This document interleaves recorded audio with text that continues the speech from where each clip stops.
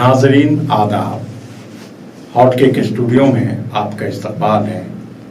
मैं ज़ैन शमशी उर्दू अदब के हवाले से अपने मेहमान तारिक छतारी साहब से बात करेंगे। अभी फिल्म मंटो रिलीज़ हुई, उस पर बहुत सारी बातें हुई, बहुत रिव्यूज़ भी आए। हमारे लिए खुशी की बात यह है कि हमारे कहानीकार, खासकर मंटो, जिस पर हम फ़ख्र भी करते हैं और उनको हम कभी कभी गलत तरीके से भी याद करते हैं, उर्दू कहानियों की ईंट पर खड़ी हुई है। ये अलग बात है कि शायरी ने कभी कभी उससे उसका हक छीना है। कहते हैं कि एक शेर है, गमे हस्ती बने मक्तल तो रोते हैं दिल, दिल लहू रोएं तो होती है कहानी पैदा। ये शेर इसलिए मुझे याद आया कि आज जिस शख्स से हम गुफ्तगू करेंगे, उन्होंने आज से तकरीबन 40 साल कबल कहानी लिखना शुरू कर दिया था। कहानी यूं ही नहीं लिखी जाती। जाहिर सी बात है कि जब तक आपके पास हसास दिल ना हो, जब तक आपकी निगाहें उन निगाहों से ना टकराएं जो कुछ नहीं कहती, निगाहों से ही बात करती है। तो तारिक छतारी साहब, आपका स्टूडियो में इस्तकबाल है। शुक्रिया शमशी साहब। और हमारे लिए खुशी की बात है कि आप अलीगढ़ से दिल्ली तशरीफ़ लाए, और ये खुशनसीबी हॉट केक की भी और हमारी भी कि आपने हमें वक्त दिया। मैं आपसे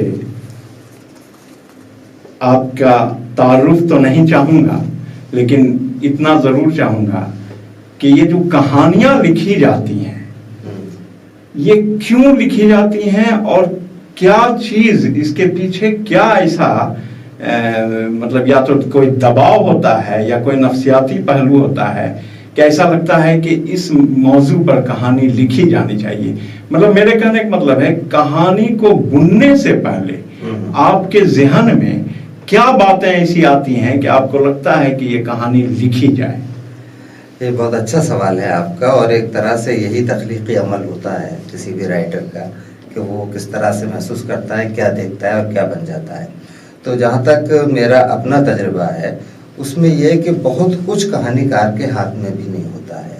कभी कभी उसे ख्याल कोई सताता है, उस ख्याल पे वो सोचता रहता है, उसके जहन में हॉन्ट करता है, फिर अंदर अंदर एक कहानी की शक्ल लेने लगता है वो। और ये कहानीकार हो या शायर हो या नावल निगार हो या इंशाइया निगार हो, सब मुझे लगता है कि अल्लाह ताला खुद उसमें, या नेचर खुद इसमें ऐसी दिलचस्पियां पैदा करता है कि वो अपनी सिन्फ को खुद चुनता है। कभी कभी वो ख्याल ऐसा होता है जो शायर को हॉन्ट करता है तो वो शेर कहता है। कभी ऐसा ख्याल होता है कि उसमें इतनी गुंजाइश होती है कि एक वाक़े में से बहुत सारे वाक़यात जन्म लेने लगते हैं, तो कहानी बन जाती है और वही प्लॉट होता है।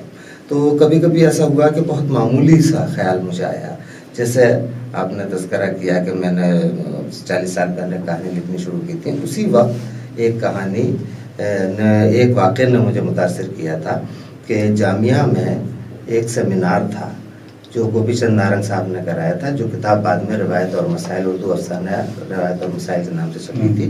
वो काफ़ी पहले, शायद 77 वगैरह में हुआ होगा, 78 में। तो उसमें हम लोग आए थे, तो देवेंद्र सत्यार्थी ने कुछ कहना चाहा और उस स्टेज पर खड़े हुए। जब वो कुछ बोलने लगे तो उन्होंने इतना कहा कि वो मेरी बीवी, और वो चुप हो गए।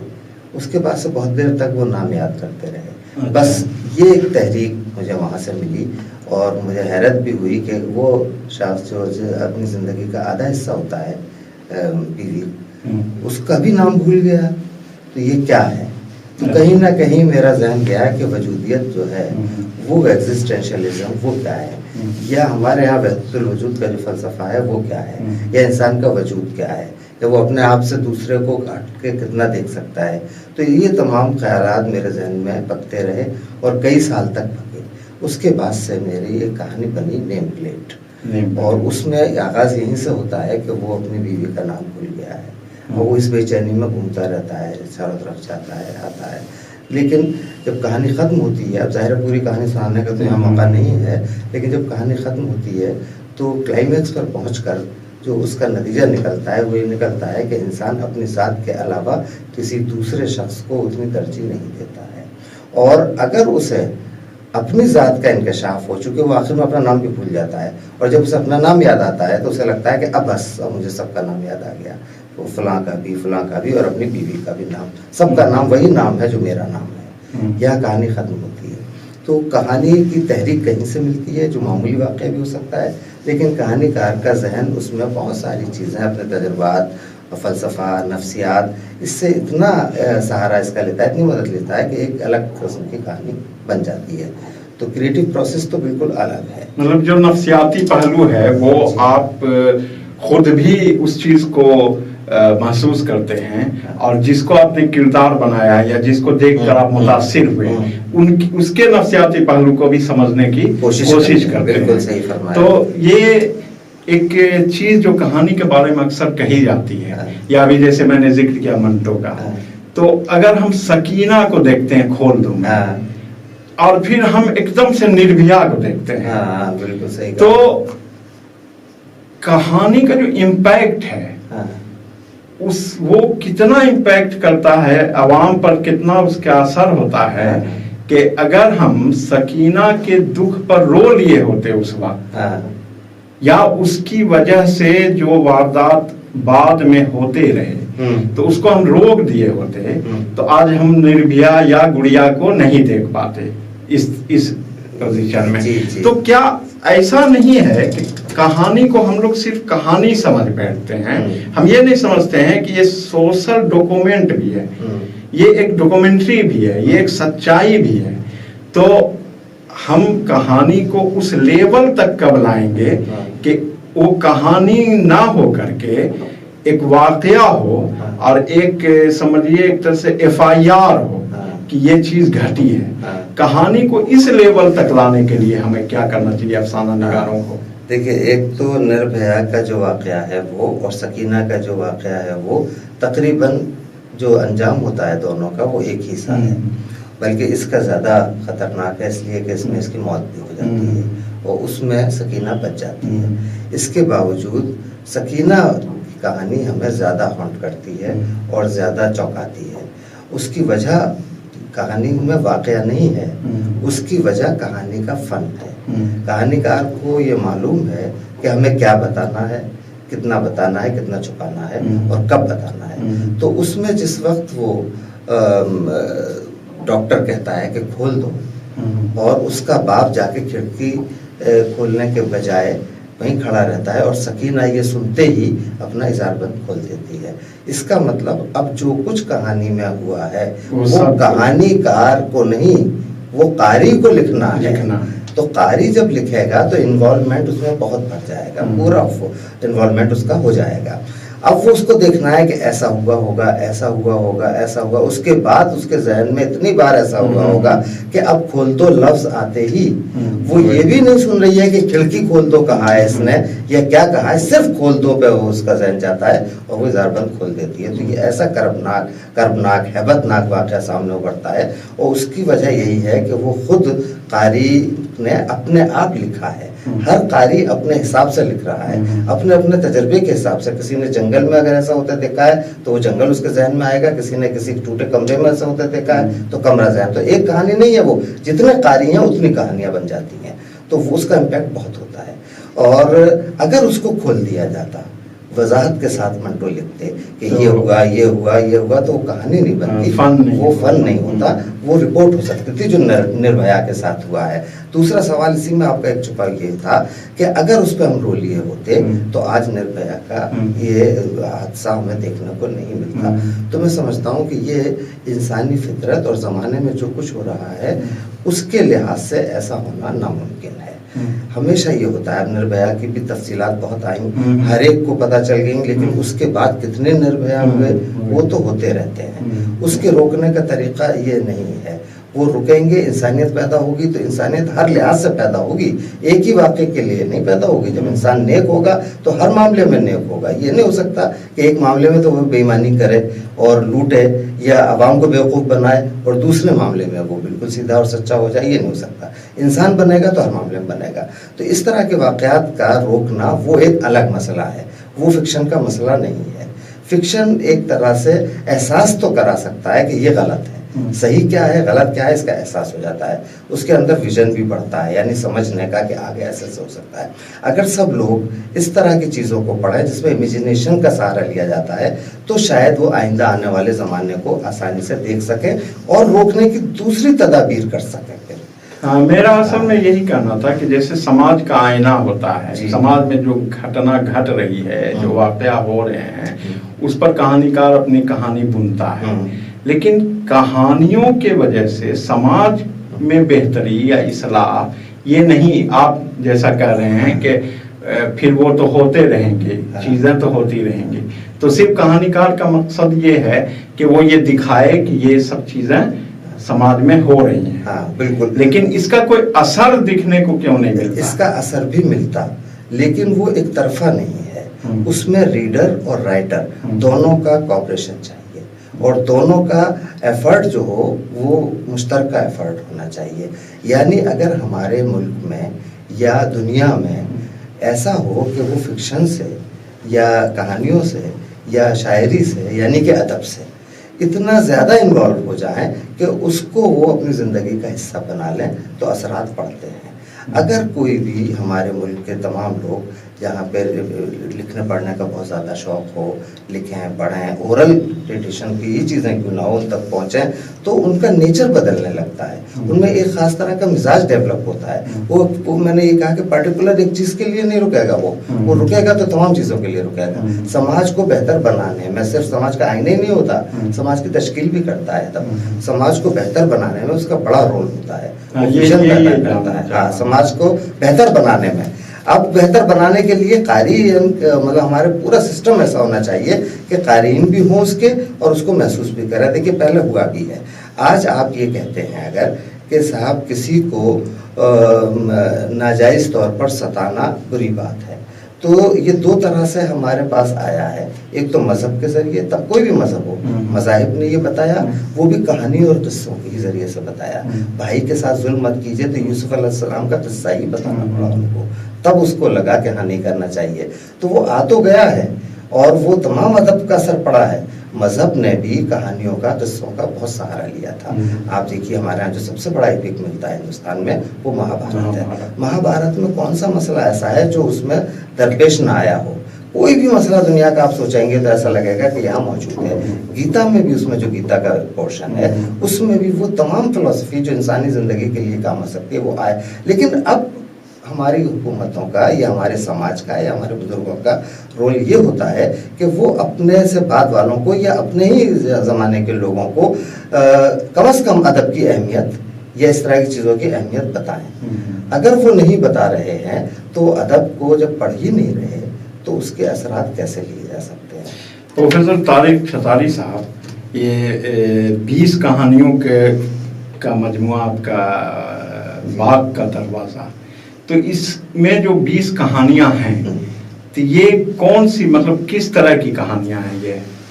ہاں یہ دیکھیے 20 اس میں اتفاق سے جو 20 کہانیوں سے زیادہ لکھی تھیں، لیکن جو انتخاب کیا ہے وہ میں نے پروفیسر قمر الہدیٰ فریدی ہیں ان کو ساری کہانیاں دے دی تھی. انہوں نے 20 کہانیوں کا انتخاب اس میں سے کیا.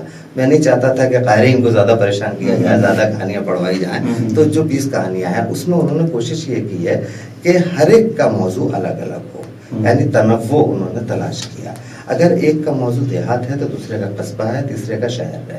شہر میں بھی اگر ایک کی نفسیات جنس سے متعلق ہے تو دوسرے کی نفسیات پاکیزگی سے متعلق ہے. تو اس میں ویرائٹی بہت ہے، اس میں مختلف طرح کے موضوعات اس میں آئے ہیں.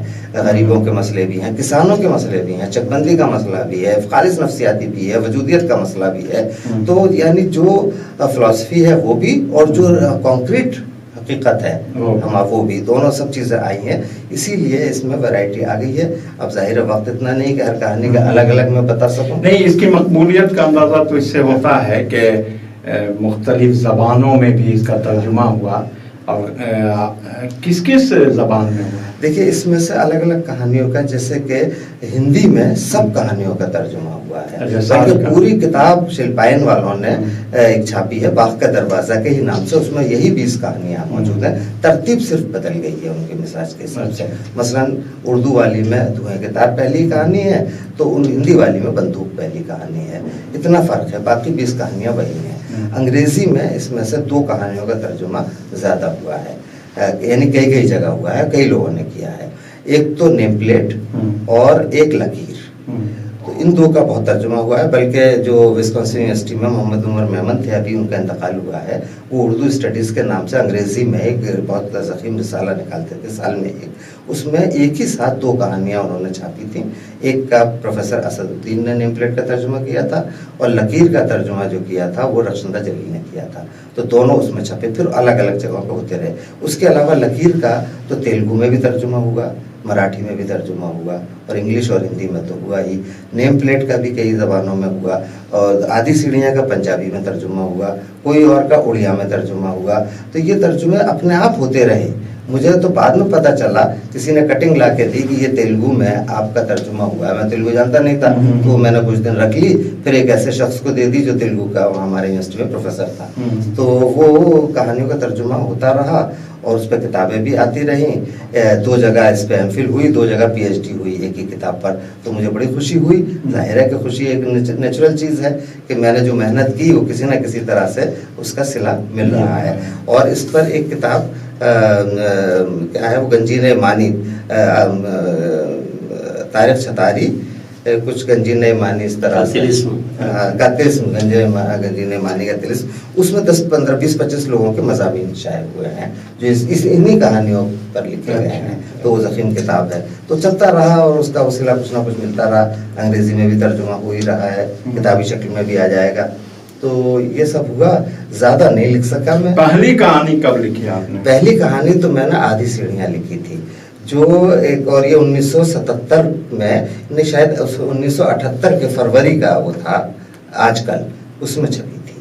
اس کے بعد سے نیم پلیٹ، پہلا ایشو جب اس کا نکلا تھا ایوان اردو کا، تازہ پہلا نکلا تھا، وہ یہاں سیمینار میں پڑھی گئی تھی 84 میں، وہیں سے انہوں نے وہ اپنے یہاں لے لی تھی، چونکہ اردو اکیڈمی کا سیمینار تھا، اردو اکیڈمی کا ہی وہ رسالہ تھا، تو اس میں پہلا ہی افسانہ وہ چھپا، اور پہلے ہی رسالے میں چھپا، شاعر میں 2-3 افسانے چھپے، تو یہ ابتدا تھی جو 77 78 79 80 تک، یہ 84 تک چلی، اور میں نے کم لکھا چکے، تو بہت زیادہ رسالوں میں جلدی تو نہیں چھپ سکی، لیکن اتنا ضرور ہوا کہ میں مدیران سے بہت ہی معذرت کے ساتھ یہ کہتا تھا کہ نئی کہانی نہیں ہے، تو وہ مجھ پر رحم کھا کر کے کم لکھتا ہے، اسی کہانی کو دوبارہ بھی چھاپ دیتے تھے۔ تو یہ ایک چیز جو ذہن میں بات آ رہی ہے، جی، آپ کی کہانیاں اور دور حاضر کی بہت ساری کہانیاں اور بہت سارے لکھنے والے، ان بہت سارے لکھنے والوں سے کیا آپ کچھ الگ سا محسوس کرتے ہیں؟ دیکھیے ویسے تو لکھنے والوں سے الگ محسوس کرنا تو میں سمجھتا ہوں کہ یہ تو فطری چیز ہے کہ الگ محسوس کرے گا ہی، اگر کچھ نیا اسے نہیں لگے گا تو وہ نہیں لکھے گا، تو وہ تو دوسرے لکھنے والوں سے الگ کرنے کی بات ہے۔ میں تو یہ سمجھتا ہوں کہ میری اپنی ایک کہانی سے دوسری کہانی جو ہوتی ہے وہ بھی میں الگ کر کے ہی لکھنا چاہتا ہوں، کہ وہ الگ ہو، زبان، موضوع جو ہے وہ خود زبان لے کے آتا ہے، یہاں تک کہ موضوع ٹیکنک بھی لے کے آتا ہے۔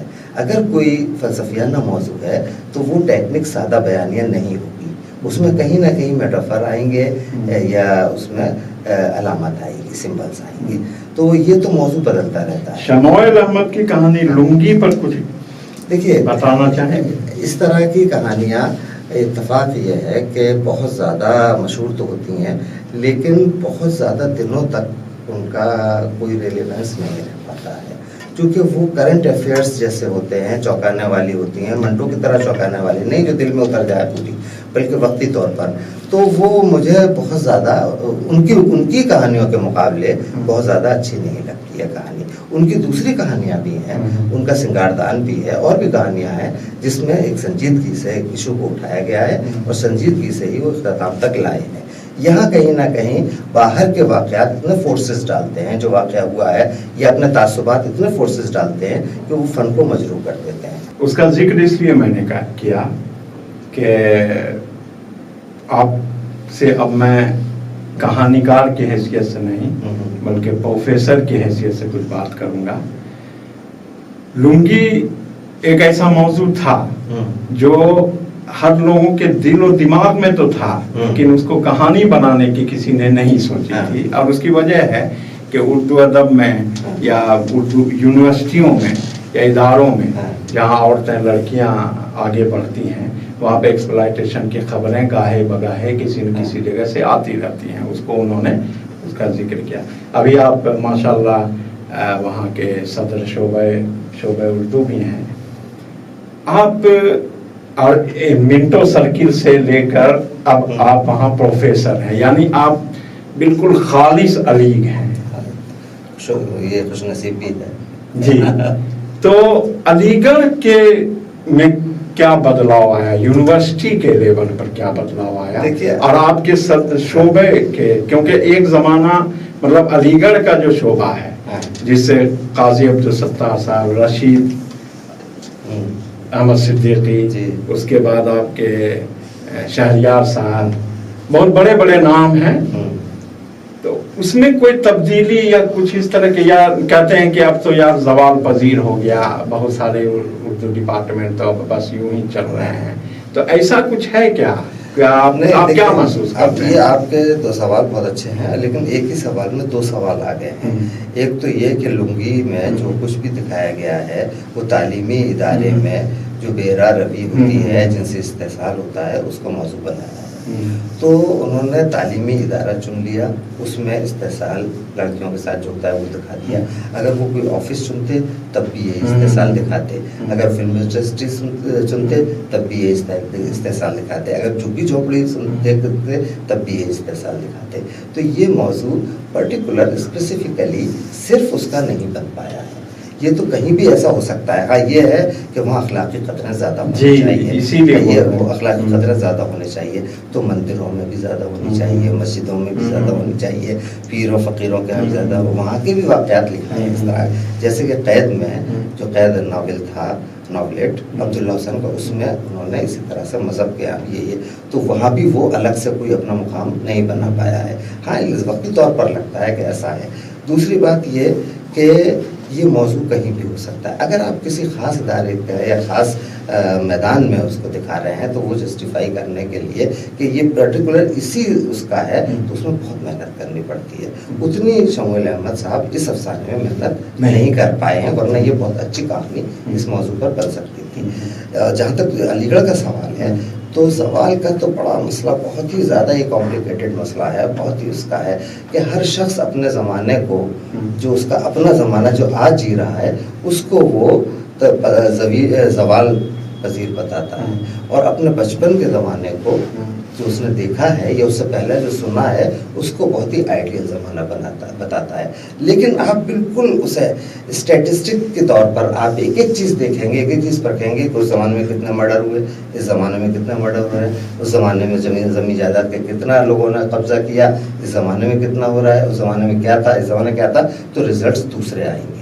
फिर ये थियरी कि अब जवाल हो गया और उस वक्त तरक्की थी, ये इतनी ज़्यादा मुनासिब मालूम नहीं होगी।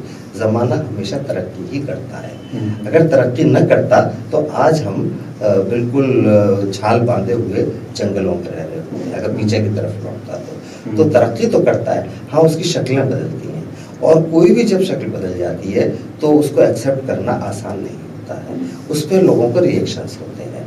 लेकिन ये ज़माना मान लीजिए अब 2018 चल रहा है, अब ये बैठे हुए हैं यहाँ, इनकी उम्र अभी 18, 19, 20 साल है।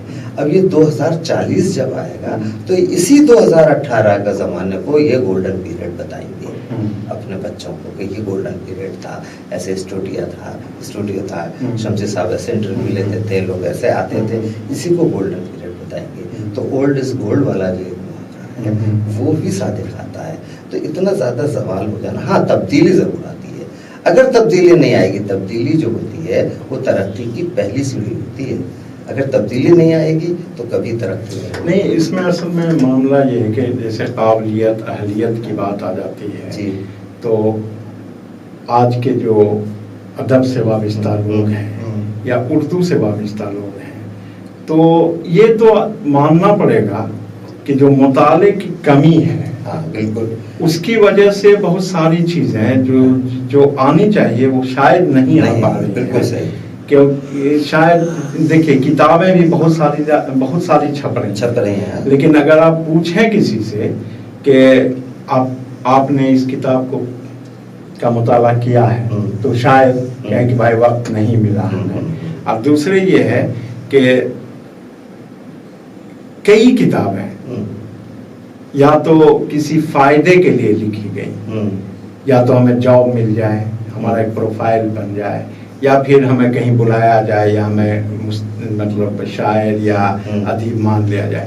لیکن اگر ایسے آپ دیکھیں تو پچھلے 10 سالوں میں کون سی ایسی کتاب اردو میں آ پائی جس نے ہنگامہ برپا کیا؟ تو آپ کو کہیں کچھ نہیں. یہ بات بالکل صحیح ہے، لیکن اب ذرا سا اس پہ ٹھہر کر اور غور کر کے ہمیں یہ بھی دیکھنا چاہیے کہ یہ زمانہ جو ہے وہ صرف اردو ادب کی بات نہیں ہے، بلکہ ہر ادب میں ہندوستان کی سطح پر اگر دیکھیں، ہم ظاہر یہاں رہ رہے ہیں، یہیں کی سطح پر دیکھنا مناسب ہوگا، تو ہر زبان میں ریڈرشپ ختم ہوئی ہے. کم بھی نہیں کہہ رہے ہم، ختم ہوئی ہے. اس کی وجہ میں جائیں گے آپ تو میڈیا بھی اس کی وجہ بن سکتا ہے، اور دوسری مصروفیات بھی وجہ بن سکتے ہیں، سوشل میڈیا بھی اس کی وجہ بن سکتا ہے. کچھ بھی وجہ ہو یہ کم ہوا ہے. اچھا، ادیبوں میں ہی نہیں، ڈاکٹرز تھے اس زمانے میں، وہ بھی لٹریچر پڑھتے تھے. اب ڈاکٹر ہے، اس نے اگر کینسر وارڈ نہیں پڑھا ہے، وار اینڈ پیس نہیں پڑھا ہے، مدر نہیں پڑھا ہے، تو اس کے اندر وہ انسانیت پیدا نہیں ہوتی تھی جو پہلے ہوتی تھی. تو پڑھنے کا مینیجر تھا وہ بھی پڑھتا تھا. زمیندار صاحب تھے، ان کی بڑے بڑے کتب خانے ہوا کرتے تھے، آپ کو مشہور ہی ہیں وہ بھی پڑھتے تھے. یعنی جو پڑھنے کا ایک رواج تھا، یقیناً آپ کی بات بالکل صحیح ہے، وہ کم ہی نہیں ہوئی، بلکہ ہمیں تو کبھی کبھی لگنے لگتا ہے کہ وہ اتنی کم ہوئی ہے کہ تقریباً ختم ہونے کے برابر ہو گئی ہے، جس کے برے اثرات ہوں گے. لیکن اس طرح کی جو ویوز آتی ہیں، ضروری نہیں کہ بہت دن تک چلیں، وہ کسی نہ کسی شکل میں پڑھنے کا رواج آئے گا، اور آ بھی رہا ہے. اب کاغذ پر نہیں آ رہا ہے تو اس میں لوگ پڑھنے لگے ہیں کچھ نہ کچھ آپ کے موبائل سے یا کسی نہ کسی طرح سے. والا تحریر تو رہے گی، لیکن اس کے ساتھ اس کا تو زوال ہوا ہے. یہ تو فیکٹ ہے کہ ریڈرشپ کم ہوئی ہے.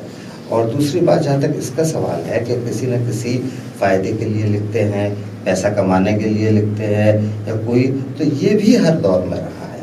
اس وقت کی بات ہے، چونکہ ہم اس دور میں سانس لے رہے ہیں تو ہمیں معلومات زیادہ ہے کہ کیا ہو رہا ہے. ورنہ جو قصیدے لکھے جاتے تھے، جو بہترین قصیدے تھے، وہ کسی نہ کسی فائدے کے ہی لیے لکھے جاتے تھے. بادشاہ کے دربار میں بہت سی چیزیں ایسی ہوتی تھیں جو کمرشل پوائنٹ آف ویو سے لکھی جاتی تھی، زیادہ سے زیادہ بھی کہیں گی تو داستانیں تھیں، ان کو سنایا جاتا تھا، پیسے بھی لگتے تھے. شیکسپیئر نے لکھا تو ڈرامے ہوتے تھے، ٹکٹ بھی لگتا تھا.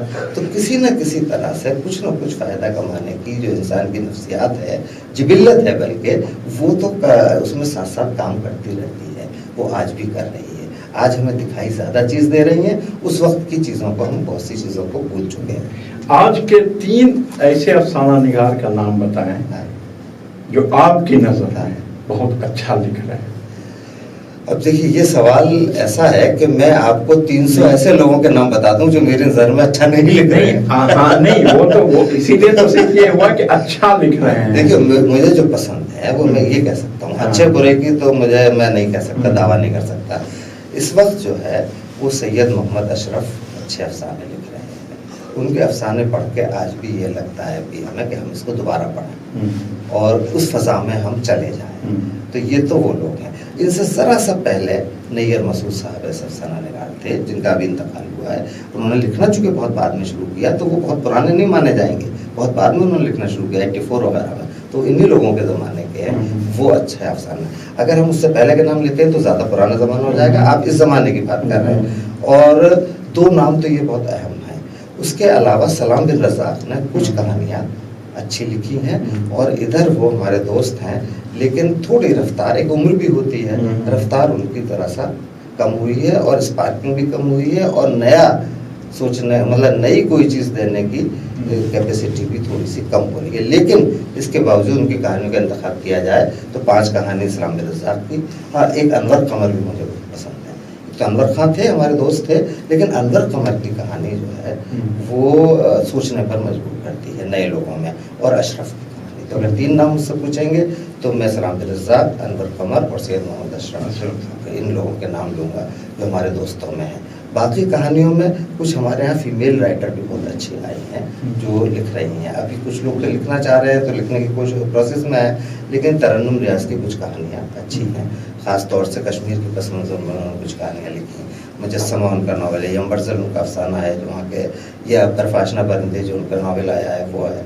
और एक शाइस्ता फ़ाखरी के यहाँ कभी कभी कुछ ऐसी स्पार्किंग मिलती है कि वो लगता है कि हाँ इनकी कहानी में कोई ना कोई गहराई है, जैसे ज़ाहिदा हिना की कहानी में होती है कि थोड़ा आसान भी होती है और कुछ ना कुछ गहराई भी होती है, वही शाइस्ता फ़ाखरी की कहानी में मुझे नज़र आती है। ये ईमानदारी से जो मैं महसूस कर रहा हूँ वो बता रहा हूँ। बाकी मेरे सारे दोस्त हैं, सबकी मैं चीज़ें पढ़ता हूँ और सबको मुबारकबाद भी देता हूँ, अच्छी भी लगती हैं, लेकिन ये कि ये ज़्यादा मुतासर करती है।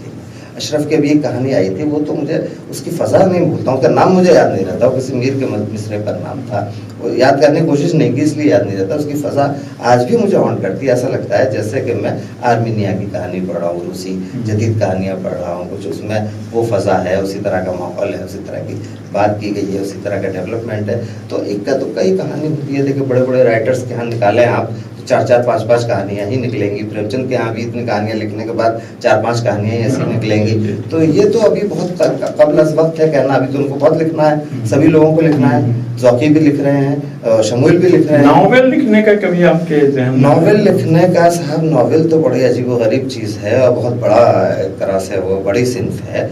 मैंने एक नावल लिखना शुरू किया था और वो लिख भी रहा हूँ, और मुझे उम्मीद तो ये थी कि वो इसी साल पूरा हो जाएगा, लेकिन जब से ये गैर अदबी जिम्मेदारी आ गई है शोबे की, तब से वो मैंने बहुत कोशिश की लिखने की, तो राइटिंग पे असर पड़ने लगा, तो मैंने उसके एक सूटकेस में रख के उसमें ताला डाल दिया है और ये सोचा है कि सितंबर में मेरा टर्म पूरा हो जाएगा। ये मेरे लिए खुदा का शुक्र है कि ज़्यादा दिन मुझे नहीं रहना, एक ही साल में 65 साल की उम्र में पहुँच जाऊँगा और उस वक्त मैं रिटायर हो जाऊँगा, तब उस ताले को खोल के इंशाअल्लाह ताला 1-2 महीने में ही कंप्लीट कर। लेकिन अभी तो आप लग नहीं रहे हैं कि आप रिटायर करेंगे। इसमें तो आपकी नज़र का धोखा भी हो सकता है। नाजरीन, आप प्रोफेसर तारिक छतारी को भी सुन रहे थे और कहानीकार तारिक छतारी साहब को भी। और सबसे अच्छी बात यह है कि इनके ये चूँकि अदीब हैं तो अदीब का फैसला ज़्यादा अहम होता है। तो आपने ये भी सुना कि कौन कौन लोग अच्छे लिख रहे हैं, कौन कौन लोग, और इन्होंने कहा कि 300 ऐसे नाम बता दूंगा जो बहुत ही ख़राब लिख रहे हैं। बहरहाल तो उर्दू अदब, अब उर्दू की कहानियों को समझने में शायद ये गुफ्तगू ज़्यादा मुफीद साबित हो। फैसला आपके हाथ में है। शुक्रिया।